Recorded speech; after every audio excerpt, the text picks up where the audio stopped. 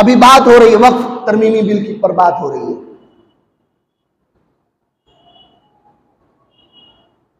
कई रोज से social media पर एक बात आ रही कि ऑनलाइन आप वोटिंग करें।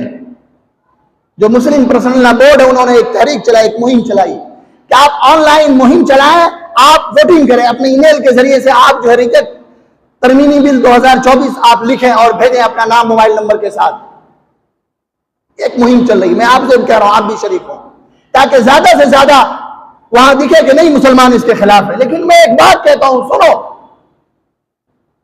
मुसलमानों का कौन सा ऐसा मोहल्ला है जहां वक्फ की कोई ना कोई जायदाद नहीं है, कब्रिस्तान नहीं है, कुछ ना कुछ नहीं है, और वहां पर मुसलमानों ने कब्जा नहीं कर रखा है? बताओ मुझे, बताओ, किसी भी मोहल्ले की बात कर लो, जिसको जितना मौका मिला उसने उतना कब्जा किया।